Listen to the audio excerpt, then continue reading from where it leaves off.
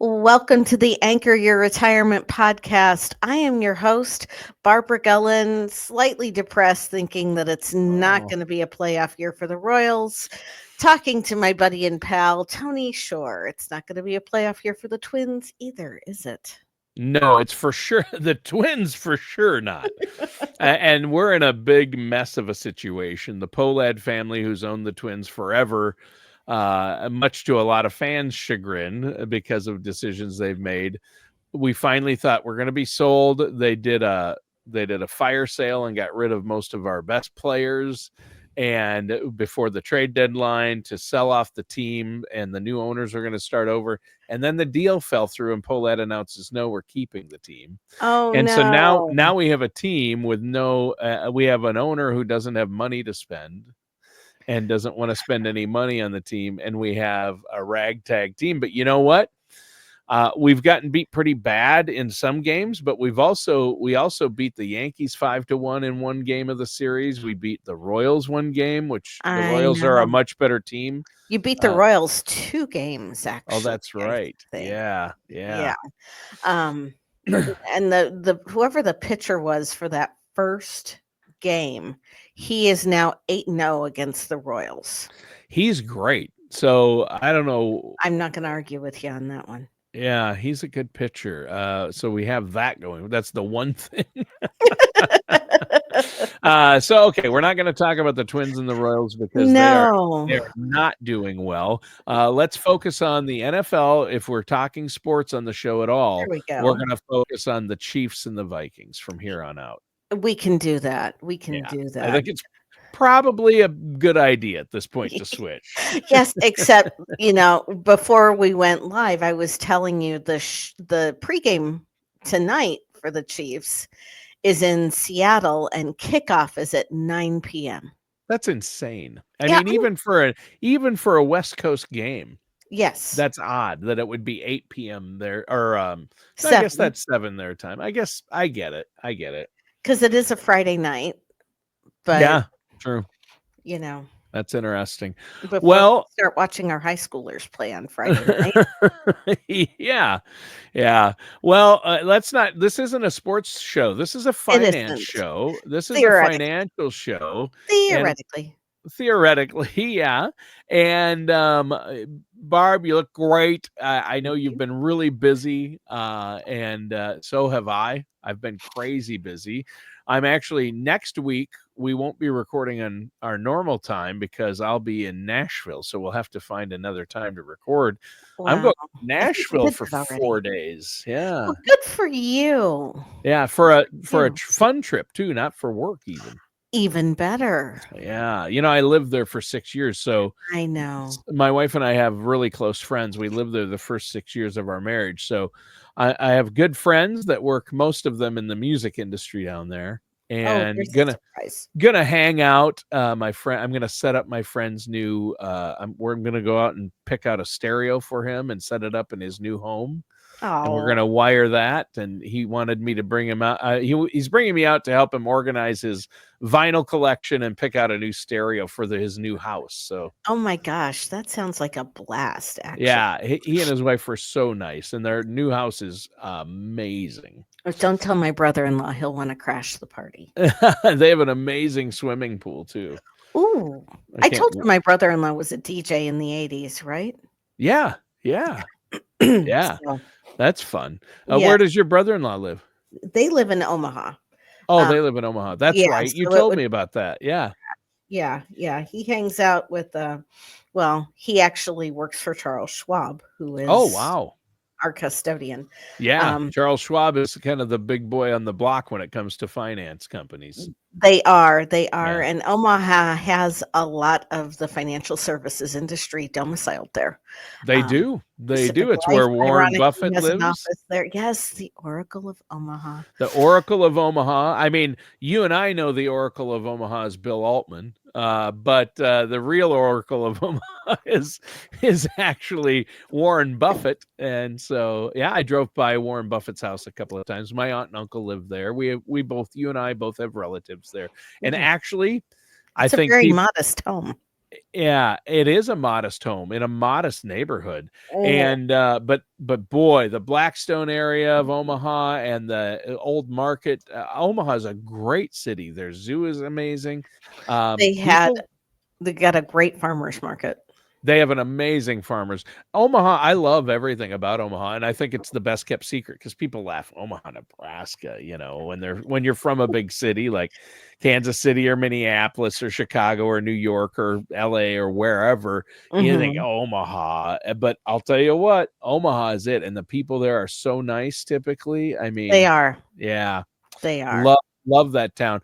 So, financially speaking, what are Yes. we talking about today, Barb? We are talking about deferring your federal retirement, which we have You not talked about this specifically. you mean, waiting till to retire? Is that N delaying retirement? Deferring I federal also retirement? y but I delaying your retirement from the federal system, yes. Separating from service and not immediately taking your pension is what I'm talking about. Oh, interesting. Okay, If you okay. are on the younger side, okay, perhaps if you have at least 10 years of federal service and you're at minimum retirement age, which is somewhere between 56 and 57, depending on the year you were born, you can take an immediate pension when you separate from service, but it's going to cost you. They are going to reduce your premium by 5% per year. Every year you are under age 62. So if you separate from service at 57 and you've got the 10 years of service and you want to start that pension right away, 62 minus 57 is 5. 5 times 5%, they're going to cut your pension by 25%, and that's going to be Oh, a permanent reduction. that's a retirement derailer right there. That's terrible. It really can be. And the main reason why people want to start the pension right away is that they need the health insurance benefits. Ah, Because okay. while you're in the deferment period, you will not be eligible for the health insurance. But if you are stepping away from federal service and taking another job that offers those benefits, deferring your federal retirement means that you can start drawing that pension at 62, go back on the health insurance, and there isn't going to be that reduction for taking it early. Ah, okay. So there Okay. are strategies in play here that can be used. Yes. And Yes. if somebody I don't know, Barb, how they expect the average person to know all this and be able to plan around it and strategize, because there are so many rules and ins and outs. I can't imagine trying to figure all this out without someone like yourself who is knowledgeable about all these things and all the ins and outs of federal benefits, because I have a lot of close friends who work for the government Mhm. and relatives as well, and they don't get this kind of they're not getting overall advice. People who know their own personal goals and they can't go to them and talk to them. Okay, here's when I want to retire. What should I do? Here's how much money I saved over here. Here's how much I'm going to have in this. They don't do that for them. So Mhm. I can't imagine not working with somebody like yourself to do all this. Neither can I. And in fact, my sister and I were talking about this yesterday because I'm writing my book on federal employee benefits. Oh, nice. And, I tell my dad's story in it, and my sister is actually going to be editing the book for me. So Nice. I'm really excited about that. But we got to talking about dad. Um, and, she doesn't work with federal employees, so she doesn't understand the ins and outs like I do. And I was like, "Do you think dad really realized what he was giving up with what he did?" And my sister's like, "You're assuming that he actually asked somebody the question." So Oh, there are a yeah. Yeah. The odds of him, yeah, calculating based on that knowledge is probably low. Right, and Yeah. the thing is if you are going to defer your retirement, and in fact, Eric's son Eric is my significant other. His son worked for the federal government for a number of years and Sure. left a yearish or so ago and went to work for another private company where he could do a little bit more of what he wanted to do. And I told him, I'm like, do not take your deposits with you. And he's looking at Mm. me like, why not? And I'm like, because when you're 62, you can actually draw a pension and have the health insurance back. And he was Yeah. like, "Oh my gosh, I didn't realize that." Sure. Nobody's telling him these things. No. That's my whole point. It's really unbelievable. But if you are going to defer your retirement, there's some things that you need to do to make this easier in the future. Right. Okay. The first thing you're going to need to do is to download all of your SF50 forms. Now, those are the forms that are any kind of personnel action that's taken, anytime you have a grade or a step increase, anytime they give you a cost of living increase, anytime you transfer from one department to another or one agency to another, they're going to generate an SF50. As an employee, do yourself the favor. Make sure you have a hard copy and and an electronic copy. You say it, I can't. Um, of all of those SF50s, Sure. because that is your documentation to prove your federal service. You also want documentation that you were on the health insurance for the last 5 years that you worked, because that's the only way you can take your health insurance with you in retirement. Hmm. The other thing you're going to want to do is understand that while you are still working as a federal employee, when you apply for retirement, you fill out that application online. The beauty of doing it online is it stops you from missing a form or making a mistake. You are not going to have access to that system by deferring your retirement. You are going to have to print out a paper copy of the application for federal retirement and submit that to OPM on your own. There's no way to transmit it electronically. So Okay. again, I would caution you, if you're going to defer the retirement, go ahead and, find somebody like myself who understands how your federal benefits work. We'll walk you through the retirement paperwork. I've done it dozens of times with my team, with our clients. Had to walk one lady through it as a survivor because her husband passed away while he was still working. Hmm. It's an Yeah. honor to be trusted to do that, Yeah. but it's something that we take very seriously and take to heart. Yeah. Well, I mean, unbelievable the number of different scenarios that people could fall into, the different strategies, the Mhm. rules. And so and it really is individualized because everybody's situation is a little different. Although there are rules that apply to if you work for a certain part of the government, you're going to have rules Mhm. that apply to you as far as your benefits and your retirement Right. benefits, and you need to work with somebody that knows that. And I'm glad to hear you're writing a book on the topic because people need a resource, Thank and you. you're there to be that resource. So I encourage our listeners and viewers out there to get a hold of you, especially if Yes. you're a federal employee and have questions about this.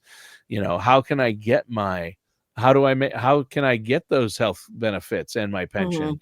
And at what point can I get them? Even if I still don't still work for the government, if I did earlier, right? Right.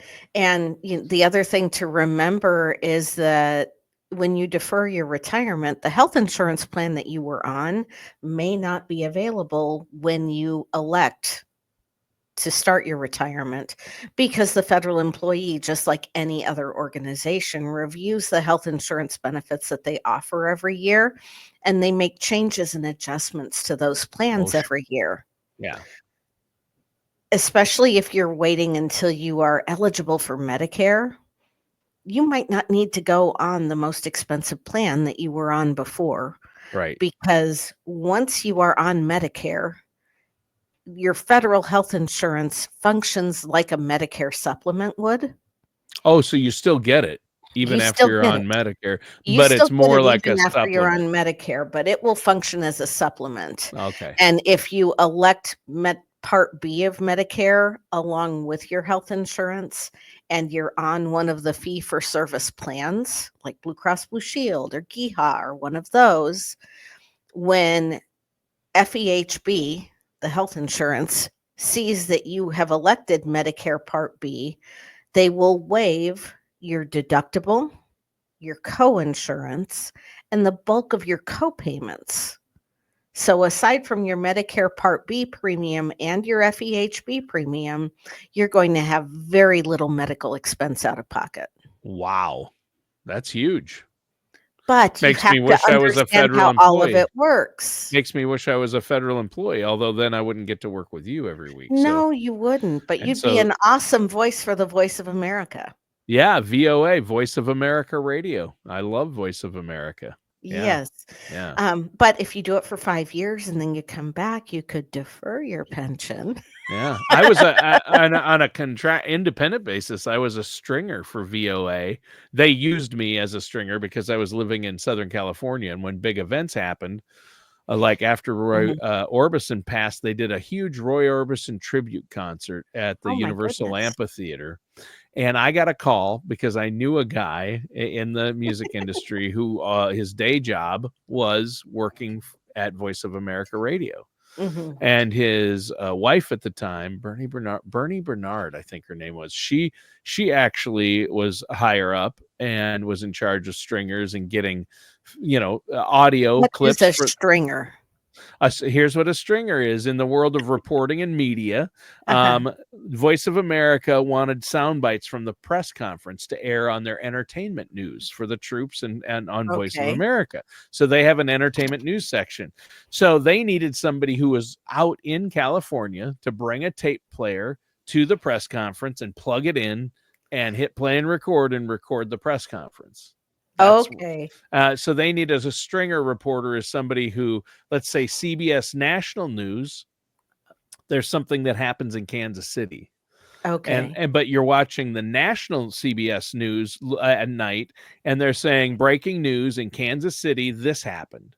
We're going to Oh, go okay. to local reporter so and so, and it's a guy from your local news team there, Mhm. but he's on CBS National News because CBS News nationally they don't have people that work for CBS News corporate at In every every city. city. They just utilize the reporters that are already there. That's Okay. basically a stringer, but stringers are also more independent too. Mhm. But I got press credentials, backstage passes to go to the Roy Orbison tribute, where Oh, how cool. Bob Dylan, Bonnie Raitt, Tom Petty, Iggy Pop, Sid Strauss, all these artists just hanging out. Oh my gosh, And I that was must have back been a there, and I was blast. just, I'm in my 20s going crazy, right? For those of you that aren't watching the video, it's Tony looking like a fish out of water. Uh-huh, uh-huh. I actually have I probably can't reach it over here. I still have my badge it's hanging right there, my VIP badge from that event, the Roy Orbison That's tribute. cool.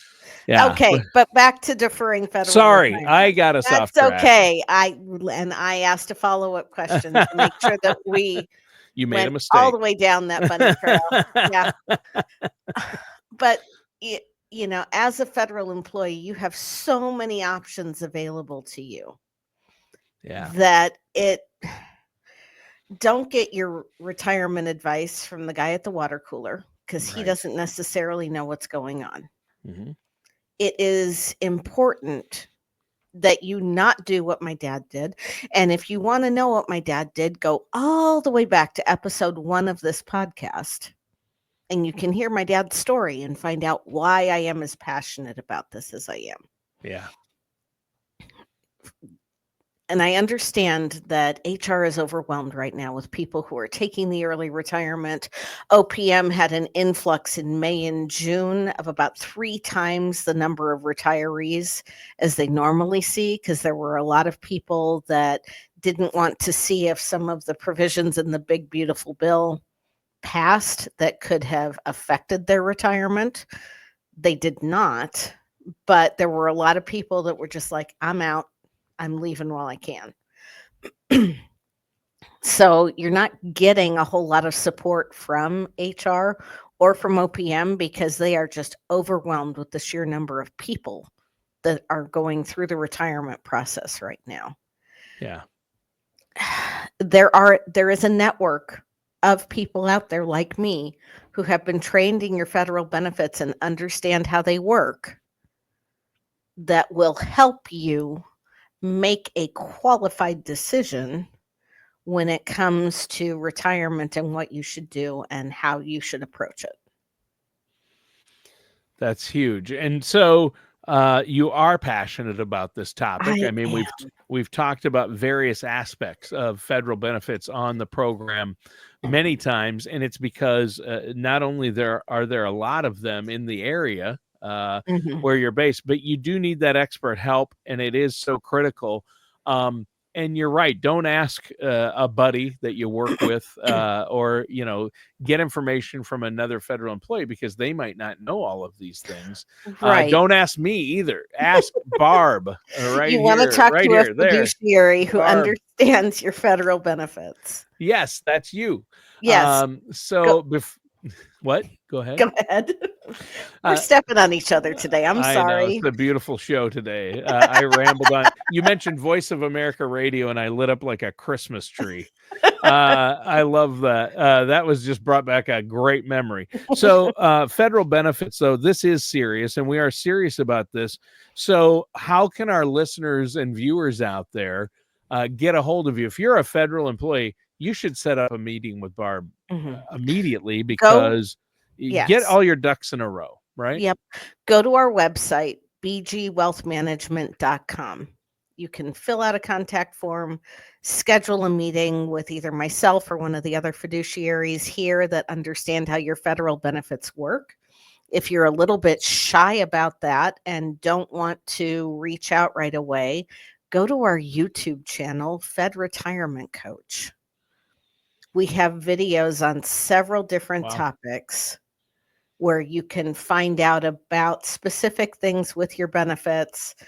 We have other podcast episodes that are out there. It's a good resource for you to get some basic information, but again, that's general information, not specific information. Right. When it comes to you and your retirement, you deserve specific information. And reaching out to us is a no obligation kind of thing.